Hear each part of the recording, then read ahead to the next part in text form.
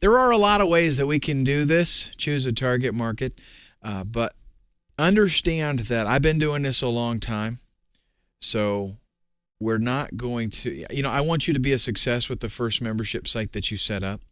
So since I have done a few of these, what you want to do is start with what you know. What that means is you have to get in your mind, like you're going to be dealing with this thing day in and day out. You're very likely going to be related intimately with your website. You're going to, probably learn a lot of things, because what I recommend to people is always the very first one, set it up yourself. It's not that hard. It can actually be a great learning experience. And then you know a little bit more of what's involved. You'll know more of what you would like to see. And if it works out really good for you and you decide to branch out and do another membership site, then you're going to, even if you have somebody else do a lot of the technical stuff, for example, you'll know how to give direction and you'll know what you want and how you want it to work, because there's a lot of ways that you can do just about everything. So you're going to be involved in this. You want to start with something that you know. If you are a carpenter and you've been building houses all your life, then consider things like that. Consider knowledge that you have. The fact is, with information marketing, all that we are doing is we're taking knowledge that we have and we're selling it to someone who doesn't have that knowledge. Now, in the old days, it used to be an apprenticeship where you would go and you would work for somebody and you would learn how to do what they know how to do for either no pay or very little pay during your apprenticeship while you're learning how to do it. Well, nowadays what we have is people pay money to learn how to do something. So do not take it for granted or underestimate anything that you know how to do, because there are today people out there that would like to know how to do that, and they don't. And they're going to do some searching, and they're going to look around, and they're going to try to find the things that they need to learn how to do it. So if you can offer that to them in a nice, neat, tidy fashion and bundle it together with the membership perks that we're going to be talking about in our training here, you got a winner. You've got people who want to know what you know how to do, and they're going to pay in order to do that. So we're going to start with what you know, and I don't suggest, if you know how to do a lot of different things, I'm going to have a checklist for you, so you're going to actually be able to kind of weed that list down to the most potential, the one that looks like it's going to be the easiest. But pick something that you enjoy doing. Okay. If you're a welder and you work on an assembly line and you're like a really great welder, but you can't stand it, then you don't want to, get into doing something that, you're not really happy about. By the way, you're going to start with what you know, but we're not going to limit it to that. Okay. We'll deal with that on the next slide. Bookstores and libraries are excellent places to choose target markets, or at least get some ideas. Because here's what you can do. One of my all-time favorite ways to get an idea of a market is to go to a big bookstore, and I mean huge, right? Like a humongous Barnes & Noble. Go to the magazine section and just look. Seriously, you know what you can do? If you absolutely can't think of anything, close your eyes, spin around, just point at the wall, open your eyes, and whatever magazine you're pointing at, there's your niche. It really is that simple. If there's a magazine, this is actually my 30-second do or die test. I'm giving you a head start. But if there's a magazine for something, that's just about a guarantee. So go to a bookstore, check out libraries, look at all the content that's there. These are things that typically, it's at least a great place to start. But with a magazine, for example, if somebody's gone to the trouble, you know how expensive it is to publish a magazine? If they've gone to the trouble of doing that, good chance that you got a big niche. And if there's like 5 or 6 magazines within that niche, slam dunk. Compile and sort your list of potential markets just based on, what you know, ideas that you've seen at the bookstore or the library. So you've got this huge list now, right? We're going to start to even build on that list a little bit more. Here's some specifics with the what you know stuff. You might think, I said, start with what you know, and you're standing there and you might be going, I don't know nothing. I just punch numbers at work and I don't know anything. You do. Listen. Start with hobbies and interests. What are the hobbies and interests that you have right now? So it doesn't really have to be something that you know how to do, but something that you're interested in doing. If, for example, you're fixing to get into, bird watching, I don't know. If that's something that you've always had an interest in and you'd like to pursue that, then by all means, write it down. I don't know about you, but I want to do something with my life that I enjoy doing. And did you know that you can build up an entire business based solely on something that you enjoy doing? How about that for a novel idea? Absolutely you can. You can be very lucrative just doing something that you enjoy doing. And by all means, if I could help one person to better their life by doing something they truly love and making a living at it, then my mission is complete. What would I love to do every day if I didn't have to work? Whoa, how about that one? So now you're going to sit there and you're going to think, I don't have to work. I got all the money that I need. What would I like to do every single day? Because you're going to be dealing with it. Now, you're not going to do it every day. You don't have to go out and do it every day. But what would you be happy doing every day if I had the opportunity? Like, for example, with me, maybe I play racquetball 2-3 times a week. Would I like to play racquetball every single day? I probably could, and I wouldn't get tired of it. What about I got my pilot's license last year. What about flying every day? Could I fly every day? I sure could. Yeah, I could go flying every single day. So could I set up a membership site and really get into that? Yeah, I could. Here's the thing. The people that are successful in this are people that are passionate about what they're doing. So if you're kind of indifferent about something, that's not going to work. You have to be passionate about it. I love playing guitar.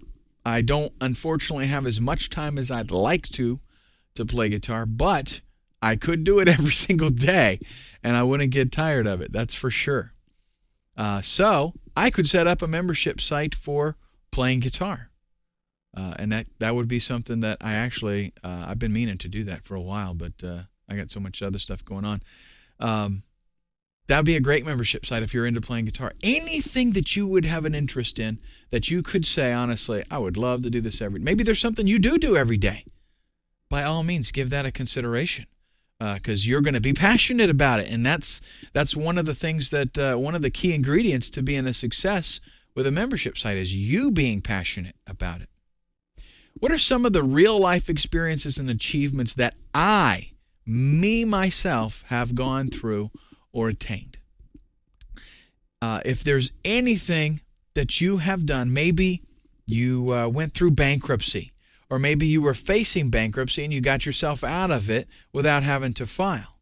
Maybe you got, like me, you got your pilot's license. That was a great achievement for me. Anything like that is attractive because there are other people that want to do it. And don't you think that they would like some help from somebody who has already gone through it? Absolutely. Maybe you were 150 pounds overweight and you lost it all in 6 months. Oof, that would be tough, huh? That would be fantastic if you can share that with other people. That's exactly what we're wanting to hit on. So just give it a thought a little bit. Is there something that I have, a difficulty I've come up against? Maybe you were $15,000, $20,000 in debt on your credit cards, and you got it paid off in like a year, and you want to share with people how you did that. There are other people out there right now that are in debt that much, and they want to know, they want your experience, how you went through it. What problems have I solved in my life? Look back through your whole life and think, where did I come up with a problem and actually get a solution for it? Really, there are a lot I mean, this covers so many areas. Listen, it doesn't matter what you have done. I mean, there are so many areas that this covers. If there's anything you've tried to do and you solved a problem, it could be on the at the workplace. It could be a hobby that you have. It could be something around the house. It doesn't matter. Something that you have solved. Write that down. Is there any problems that I have not solved in my life? That's actually a really good one. You know why? Because there's a wound there for other people more than likely. And if you can build around that, offering advice on how we can, get a workaround or deal with it, learn to cope with it, or if there is a solution, having discussions on how to solve the problem, that's something that people would really, really jump into and get involved, because it's something that's emotional. It's something that, they're having difficulty and they're struggling with it as well. Now, once you get this list done, and this, seriously, anybody, I believe, can make a pretty big list from just these things right here.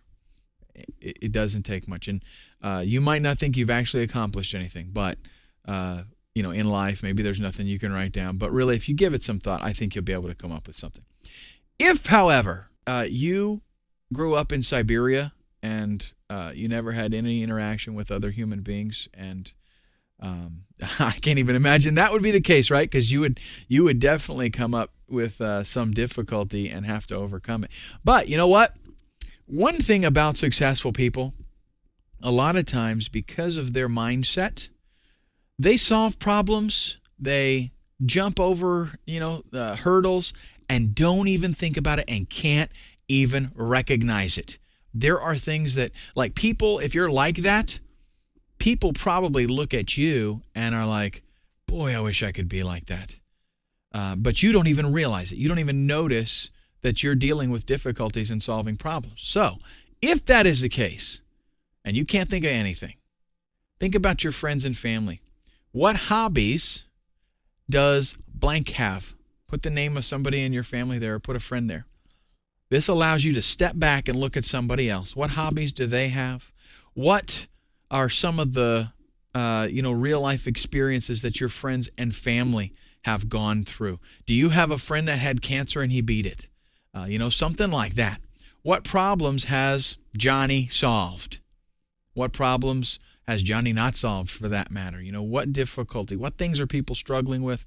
What are they going through? Look at your friends and family, because that's going to allow you to step out of yourself a little bit and not be confined to that me mentality where maybe you can't think of anything. More than likely, you're going to, by this point, have a pretty big list. And honestly, I'm suggesting you write down everything that you can possibly think of for all of this stuff.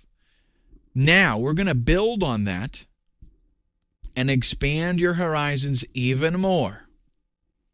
What I suggest that you do, the sites that I'm going to give you right now, are going to be used as somewhat of a qualification for the things that you've written down, but you're also going to use them for more ideas, because here's what's going to happen. A lot of times you can't think of something and you need a mental trigger. The sites that I'm going to pull up here in just a minute are going to be that mental trigger for you. They're going to let you see things that you didn't think of. Okay, for example, ehow.com. That's a site where just people go and they do tutorials on how to do stuff. People request tutorials. If somebody out there is requesting how to do something and somebody has put together a tutorial, guess what? Okay, people are interested. Now you're thinking, well, they'll just go to eHow. Well, you just go there and you see the quality of all the stuff there, and you'll find out that, you don't have anything to worry about. But it shows us that people are interested. Plus, just because, all that means is competition, and competition is not a bad thing. I would rather be in a niche that had pretty hot and heavy competition than one that had no competition at all, because competition means there's a lot of people that are interested in it. mygoals.com, soyouwanna.com, hints and tips. These are all the same kind of thing. Videolearning.com, great place to get ideas of content that you can create, things that people are interested in. eBay, you can go there. You can check out eBay Pulse. You can just go on eBay and see what's pretty hot and trendy there. Magazines.com. The next slide is going to reveal my do or die, my 30-second do or die test, where you will see where magazines.com totally comes in. But basically, go there, type in your keyword, and see what comes up. Or just go there and browse. If you can't think of anything, go there and browse. So as you're going through these sites, like maybe there might be things that you have not thought of, but you're going to see a magazine, for example, on some kind of hunting magazine, and you'll go, Bobby is a deer hunter. Things that you didn't really think of, but it's going to trigger it. Magsdirect.com, MrMagazine.com, SubscriptionConnection.com. All of these, same kind of thing. Lots of mental triggers and ideas. I have made this literally so that a troll under a bridge will be able to, go through this and think of something that is going to end up being a great market to set up for your membership site. Here is the 30-second do or die test. Simple as this. Is there a magazine or association that serves this market? So here you've got your list, and more than likely it's going to be pretty big. All you have to do is go to Google, type in a keyword and the word magazine. Or go to Google and type in the keyword and the word association. If sites come up, and if you can see, or magazines.com, if you go there and you can see magazines in that niche, it's basically a slam dunk. If you can find magazines for that keyword term, for that idea that you had, then there's going to be a lot of interest because, like I said before, it's very expensive to coordinate and get set up and print a magazine. They only do that if there's going to be a large circulation, like very large. And with some niches, you will find there are actually multiple magazines. That is a killer situation, because what it means for you is that the market was so big that one magazine couldn't service it. So they had to have, Guitar Player, then they had to have Guitar World, Acoustic Guitar Player, Electric Guitar Player, all these different, I can't even tell you all the guitar magazines that are available. And what does that tell you? Tons and tons of people. And so that's a good thing. That means I set up my membership site. And don't be scared if there's already a membership site for there. Most of the time there will be. That's not a big deal. In fact, you can actually work with those people. And we'll talk about that a little bit later on. But so even having a competing membership site, not a big deal at all. All right, something for you to do now. Here's where we're going to just go out. Make sure that you've got at least 10 target markets that you came up with from the last two steps. The looking for your stuff, your interests, and for your friends and family, and then whatever. Do a 30-second do or die test on some stuff, and narrow it down to at least 10 target markets that pass that 30-second do or die test. Okay, so you're going to have, I imagine, okay, you might have 30, 40 things written down by the time you go through all those things that we talked about. But make sure that you do the qualifications. Go to Google, type in a keyword in the word magazine, see if there is a magazine for it already. If there's not, don't write it down, scratch it off. But you want to get to where you have at least 10 target markets, 10 potential markets for you that pass that 30-second do or die test. It's not going to be hard, trust me. All right, coming up next, we're going to see how we can take that list of 10 and pick the one that's going to be the first membership site that you set up.